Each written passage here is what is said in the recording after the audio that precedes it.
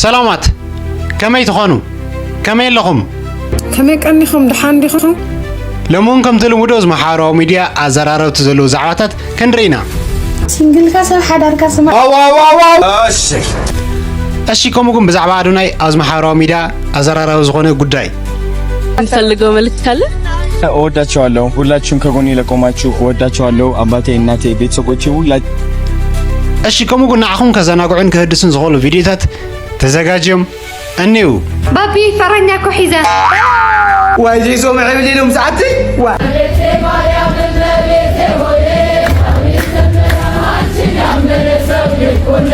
ጮራ ብርሃን ዶኽም ለካ ሱፍ ዕምበባ ኮይነ ክስዕበካ እሺ ዚዮምን ካልኦቶምን ክንድሪና ሰናይ ምክትታል እሺ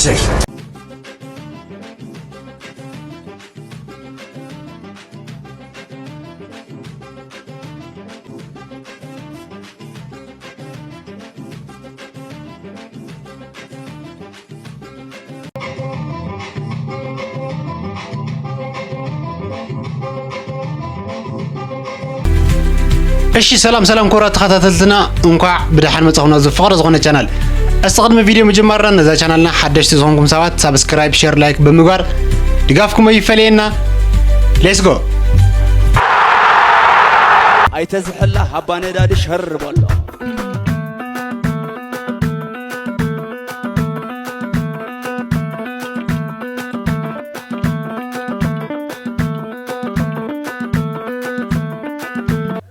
እሺ ቤተሰብ እስቲ ከማፋት ቪዲዮ ከሆነና በዚያ ክንጀምር ባቢ ፈረኛ ኮሒዛ አረጃኺ ዋይ ጄሶ መዕብሊሎም ሰዓቲ ዋ አታክት ለኽትቀላል ባቢ ሰርጋጋ ዲያስፖራ ኮዩ ዲያስፖራ እዩ ዛጓኔ ጅግና መድኃኒት ገዛ እንኳዕ ዓፅሪ ብዝሩ እንኳዕ ዓፅሪ ዛጓኔ ኣሰይ ግን ዚ ዲያስፖራ ፈረኛ ይስፀገምኒ እዋ ታ ኮይኑ ፀገምኒ ክሜ ወሪድ ወሱ ዲያስፖራ ወይ መጥዕ እዩ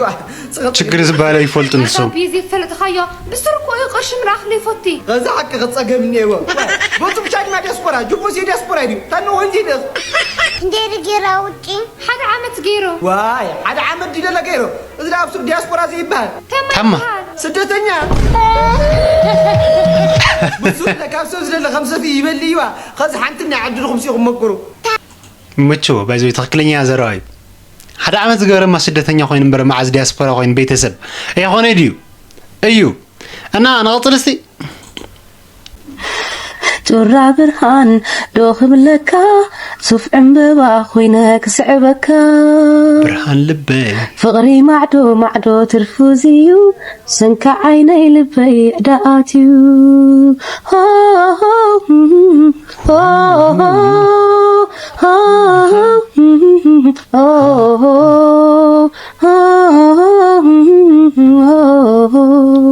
ጾሚሎሞ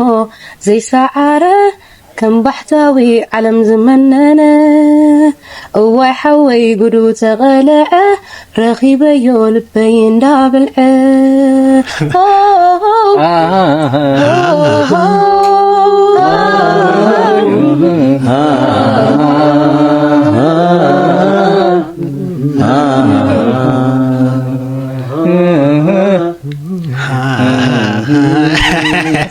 أستي بيتسب كم زي عينت ملء زخنا فقري هبلي نبيت سبعين نعهم نتامين سبسكرايبري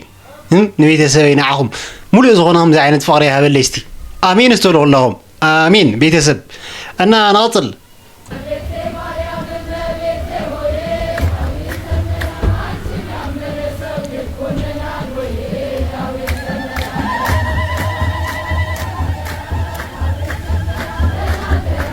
أخصم سوتريو لهم يمهزوا بيتسب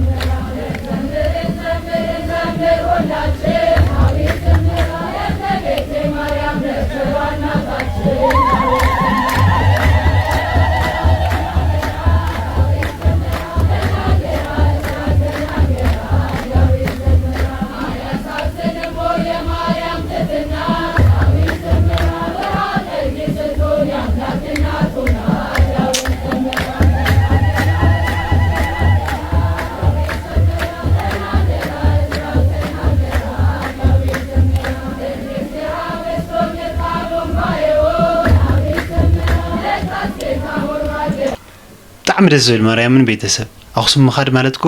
ማለት በቃ ክትሓስቦ ባዕሉ ዝካ ሰላም ፍሉይ እዩ ይመስለኒ ቤተሰብና ይመስለኒ ዘይኮነስ እዩ ንምኻድ ዘለዎ ስምዒት ክትሓስቦ ከለኻ ኣምሮኻ ገና ደስ ዝብለካ ስምዒት ተፈልየ ስምዒት እዩ ቤተሰብና نقصل عقوبة لي الله هفتم لماني شيء عستي هلو عستي هاي عستي سلام كيلك اي تردك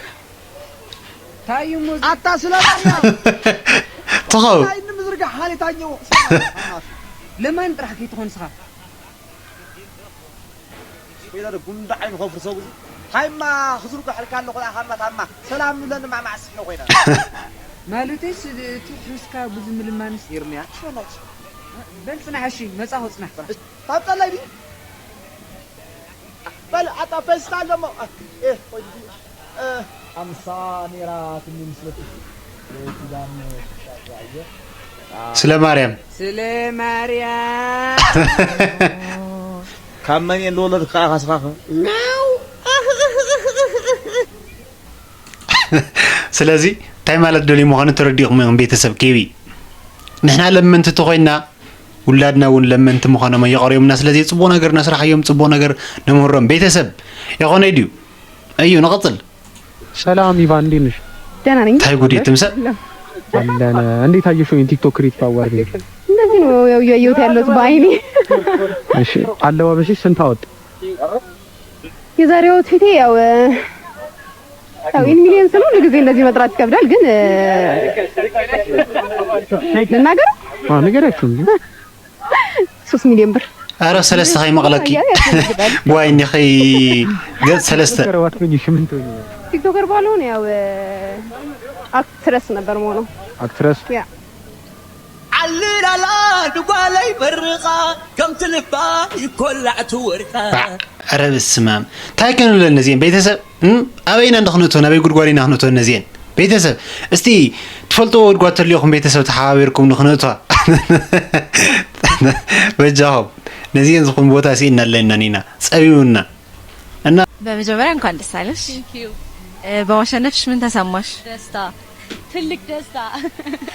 የሚያምረው ለበስሽ ምን ያህል አወጣ 150 ሺህ ምናምን 150 ሺህ እንኳን ደስ አለሽ ኧረ ጉድ አመሰግናለሁ ካንቺ ምን እንጠብቅ በቀጣይ ቲክቶክ ክሬቲቭ አዋርድ ካንቺ ምን እንጠብቅ በቀጣይ ቲክቶክ ክሬቲቭ አዋርድ ያ ላይቭ ስትሪም ሜቢ በለዋለሁ ኔክስት ዘንድሮ ውጭ ነበርኩኝ ያ አልተሳካም ኔክስት ይርም በለዋለን የታባዱ እናሳ يساقلكي جاني استي نقطر بيتسب نادو لا يكون تطيقنينا بحوار نكتاتلو ሳጁኔን በመጀመሪያ እንኳን ደስ አለ ቴንክ ዩ ኮራው ደሳለ ለማሸነፍ ምን ተሰማው በጣም ደስ ብሎኛል ደስታ በጣም እናመሰግናለን በጣም የጂኮር አሸናፊ በመሆንም በጣም ደስተኞች ነን እናመሰግናለን ማስተላለፍ የምትፈልገው መልእክት ካለ እወዳቸዋለሁ ሁላችሁም ከጎኔ ለቆማችሁ እወዳቸዋለሁ አባቴ እናቴ ቤተሰቦቼ ሁላችሁም ስለተማመናችሁብኝ አመሰግናለሁ ጓደኞቼ ሁላችሁም አመሰግናለሁ የኢትዮጵያ ሕዝብ አመሰግናለሁ ሳይደክማችሁ ቪዲዮ ለሰራችሁ ስለኔ በጣም አመሰግናችኋለሁ አሪፍ ሚሞች ለሰራችሁ አመሰግናችኋለሁ ለመረጣችሁ ኮሜንት ላደረጋችሁ ላይክ ላደረጋችሁ ሼር ሪፖስት ላደረጋችሁ ሁላችሁም ከልቤ ነው የምወዳችሁ እንግዲህ እኔ ሁሌም ስህተት አልሰራም ማለት ነው ስህተት እንሰራባቸው ጊዜያቶች ሊኖሩ ይችላሉ ያጠፋው ከመሰላችሁ በጣም ይቅርታ ብሉኝ እወዳችኋለሁ ፍቅር ነው የሚፈልገው ሰላም ነው የሚፈልገው መከባበር ነው የሚፈልገው እወዳችኋለሁ እግዚአብሔር ይመስገን እናመሰግናለን በጣም እናመሰግናለን ጽቡቅ መልእክት ይሕልፍ ባይዞ ደስ ዝብል መልእክቲ ቤተሰብ ይኾነ ድዩ ከምና ደስ ዝብል ሓሳብ ይቕርዩ እና እሺ ቤተሰብ ከምኡ ግን ኣዱናይ ኣክሱም እዩ ኸይዱ ዘሎ እስቲ ኣብ ኣክሱም ዝገበሮ ጻኒት ብሓደ ንረአ ቤተሰብ መተናል ወደ አክሱም እንግዲህ ማርያምን ለማክበር የነባት እሺ መተናል ሳንተኛ ወዲያውኑ ከነሱፌን የመጣው የታባቱ እሺ አንዴሞ ቤተክርስቲያን ባሞ ሐንሻ እሺ ሰላም አለን ቴንክ ዩ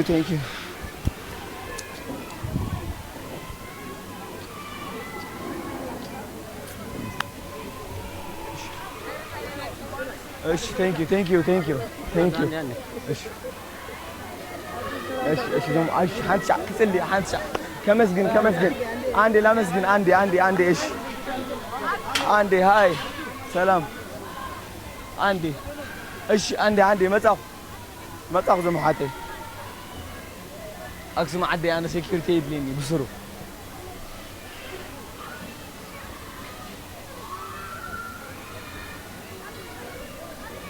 واو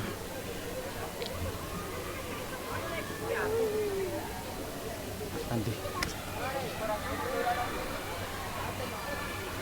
ጫማ ካውጣ ደዚያ ሉጅ ትናት ነው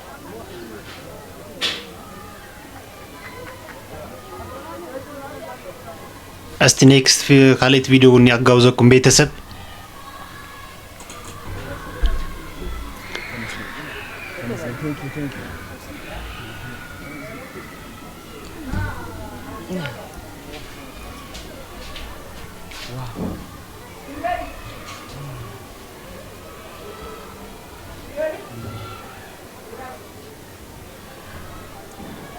يوم في درجة درستين ياكسم تيون ماريام مثلا لقوم بينيش منهم سنتينيا قطتا كأوارد بوالا እሺ ቴንክ ዩ አንዲ ሶሪ በኋላ አንዲ ወይ አንዲ ልጸልይ የመጣ አንዲ ሶሪ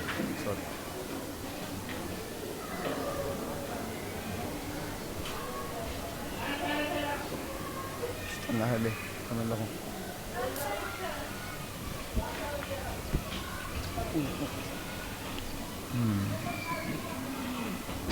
እሺ ቤተሰብ ከም ተዝራኽሞ ይኹም አዶናይ ከይዱ ኣብ ኣኽሱም ጽዮን እንዳጸለየ ይርከብ እንዳመስገነ ይርከብ እዚ ከብራና ቤተሰብ ድማ ናፍቲ ናይ መወዳእታ መደበይ ኮስለኩም አዶናይ ከም ዝተዓወተ ትማሊ ሓቢርና ነርና እንቋ ሓጎሶ ነቶም ደገፍቱ እንቋ ሓጎሰና ካብ ናይ አዶናይ ወጻኢ ትማሊ ዝነበረ ጻሜታት በብሓደ ክነግረኩም እየ ላይክ ኣይትረስዑ ሎሚ ኸ ሕዳር ጽዮኒ እንቋ ዓብጽሓና ኣስመራ ኣኽሱም ከምዚሉ ጽቢቁ ሓዲርሎ ማለት እዩ ርሑስ ንግደት እንቋዕና ሕዳር ጽዮን በሰላም ኣብጽሓና እናበልክ እየ እዛ ትሪእዋ ዘለኹም ኢትዮጵያዊት ተዋሳኢት ኮይና ሕጂ ድማ ኣብቲ ኮሚሽን ስፖርት ናይ ኢትዮጵያ ኣብኡ ስራሓ ትሰርሕ ትማሊ ኣብቲ ናይ ቲክቶክ ውድድር ሽልማት ክትህብ መጽያ ነራ በቶም ብስፖርት ዝዕወቱ ማለት እዩ ኣብኡ ድማ ሓደ ዘረባ ተዛሪባ እሳ ተዛረበቶ ዘረባ እዩ ኣዛራቢ ኮይኑ ሓዲር ዘሎ ንሳ ዝበለቶ ቲክቶከራት ኣነ ኣብ ዝመጽኹ ንሓደ ሰብ ክሽልም ኢለ ኣይኮንኩን ንኹላኩም ክሽልመኩም ይደሊ እታ ኣነ ዝበኩም ሽልማት ድማ ንግዚ ዘይኮነስ ንኹሉ ግዜ ዝሕጉስ ህይወት ዘውህብ ንጸጋም ትኸይድ ተለኻ ናብ የማን ዝወስድ ንድሕሪት ትምለስ ተለኻ ንቅድሚት ዝወስድ ህያብ ይኽበኩም እቲ ህያብ ከዓ ጌታ እዩ ጌታ ተቀበሉ ብምባል እዚ ላ ምስተዛረበት ካብ ብዙሓት ወገን ናይ ጴንጥ ማለት እዩ ኣድናቆት ክመጻ እንከሎ ብዙሓት ካልኦት ድማ እቲ ቦታሲ ናይ ስብከት ቦታ ኣይኮነን ስለምንታይ ከም ኢላ ተዛረብ እናበሉ ብዛዕባ ኣብ ዝተፈላለዩ ኣጀንዳ ኣሎ ብብዝሒ ሽርክ ትበሃል ተሪኢኹማ ናይ ምንታይ እዩ ከይትብሉ ካላ ኣይ ዝተዓዘብኮ ነገር ዝትሪእዎ ዘለኹም ኣብ ዝተፈላለዩ ሃገራት እናኸደ ዝተፈላለዩ ቦታ ንህዝቢ ዘላልዩ ብዩቱብ ኮነ ቲክቶክ ብዙሓት ሰዓት ለዎ ትማል ድማ ተሸልዩ ማለት እዩ ክዛረብ ከሎ እንታይ ኢሉ ምስጋና ንኣደይ ኣብ ግዜ ኮሮናሲ ኮፊ ኣብ ገዛ ገለ ከለኹስ ዩቱብ ኮጽቡቕ መድማዕኻ እስኻ ዩቱብ ደስ ሰርሕ ገይላትንስ ስዑ ጀመርኩ ኣብ ደረጃ በፂሒሉ ንዓይ እንታይ ደስ ይልኒ በብዛሕትኡ ወላድሲ ኣየታ ባዓካኒ ኣብ ሜዳ ንኽትነጥፍ ገለ ትምህርትኻ ተምሃር ገለ እዩ ዝብል ማለት እዩ እንታይ መልእኽቲ ይሕልፍ ደለን እግረ መንገደይ ብዙሓት ወለድና ዓይ ትሰምዑን ኣለኹም ደቁኹም ትምህርቲ ክምሃሩ ጽቡቕ እንዲግን ብተወሳኺ ዝኾነ ዓይነት ሞያ ተለዎም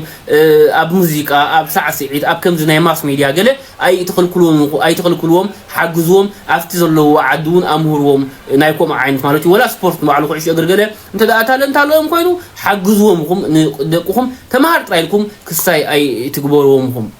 ኣይትደሃልዎም እዩ ማለት ነሽነሽ ክትሰርሕ ኢኻ እዚ ናይ በዓል ናይ ማስ ሚድያ ናይ ገለግን ነብስኻ ኢልካ ቀልጢፍካ ክትንጨፍ ትኽእል ኢኻ ቅድሚ 18 ዓመት ምእኻዶም እውን ገዛ ኸራይ ክሕግዝኩም ይኽእሉ እዮም ገዛውን ክገዝኡልኩም ይኽእሉ እዮም ካልእ ብዙሕ ሰብ ዝዛረበላ እዛ መፅሓፍ ሪች ዳድ ፑር ዳድ መቸም ሪኢኹማ ትኾኑ ኢኹም ወይ ኣንቢብኩማ ትኾኑ ኢኹም እቶም ዘንበብኩማ ኣንብብዋ ብጣዕሚ ነዚ ዘሎ ኩነታት ጽቡቕ ጌራ ትገልጽ እያ ሳልሳይ ትዕዝብተይ መወዳድርቲ ኣዶናይ ዝነበረት ዩቲናስ ማለት እዩ ካብ መጀመርያ ክሳብ መወዳእታ ኣብ ዝነበረ በቃ ወላ ኣዶናይ ክሽለም ኩለስ ተሓጒሳ ደስተኛ ኮይና እንዳጣቃዒት ገለ እያ ከምኡ ዓይነት መንፈስ ስለ ዘለዋ ንዓይ ደስ ይልኒ እምበር ኣብቲ መጀመርያ እኮ ጣቃዒት ምስ ዝሕት ሕጉስቲ ገለ ምስ ረኣኳስ እታ መኪና ንዓ ኣኽብዋ እዮም ማለት እዩ ገለ ኣረጋግጻላ መኪና ናታ ምዃና ማለት እንታይ ደኣ ማዕረ ከምዚ ሕጉስቲ ኮይና ኢላ ግን በቃ ምሳሉ ኣብ ዝኾነ ውድድር ቀዳማይ ውፃእ ካልኣይ ውፃእ ገለ ብዘይ ገድስ ግን ሕጉስ ኮንካ ብደስ ዝብል መንፈስ ኣብኡ ምቕራብ ደስ ይብልዩ ስለዚ ዝሃበቶ ግብረ መልስ ንዓይ ከም ነሽነሽ ደስ ይልኒ ረባዓይ ናይ መወዳእታ ናይ ቲክቶክ ውድድራት ኣዳላው ንዕኡ ዘዳለወ እንታይ ሕጂ መክሰቡ ሓደ ብዙሓት ተከላሽን ኣብ ኣድቨርታይዝ ዝገብራ ካብቲ ኣሽሓት ዝረኸቡ ከዓ እንቶም ተወዳደርቲ ዕድል ማለት እዩ ዝኾነ መን እዩ ኣብ ዝሓለፈ ኣቕሪብዮ ነይረ ነፍቃሪቱሲ ትምርዓውን ድኽኢሉስ ኣብ ኣየር ደይውሱ ኣፍቃሪቱ ታሕቲ ኣብ ታሕቲ ከዓ ትምርዓውን ድኽኢሉ ፅሒፉስ ኣብ ኣየር ኮይኑ ኣብ ሄሊኮፕተር ኮይኑስ ትምርዓውን ድኽኢሉ ሓይትዋ ንሓንቲ ጓይላ ኣብ ዜና ኣቕሪብዮ ነይረ ኣነ ዜና ዘቕርቡ ሰብ ኣይርስዕኒ እሱ እዩ ዋና ማለት እዩ ዋ ለከ ዝሓዘ ሒዙ እንዲዳኣቶ ዝሓዘ ሒዙ እንዲዳ ኣየር ገይሩ ትምርዓውን ድኽኢልዋ ዋ እዚ እስምን ባላው ማለት እዩ ዋ ኣይሳለና እና ቤተሰብ እዚኦም ካብረና ናይ ሎም መደብና እዚኦም መስሉ ነይሮም ብኻሊ ቪዲዮስ ከዓ ንረኸብ በብዘለኹም ይመችኹም እዚ ቪዲዮ ተተመችኩም ቤተሰብ ሳብስክራይብ ምግባር ይትረስዑኹም ይመችኹም ደቅኖ شر أساي شر لايك شر أساي شر لايك شر أساي شر لايك شر أساي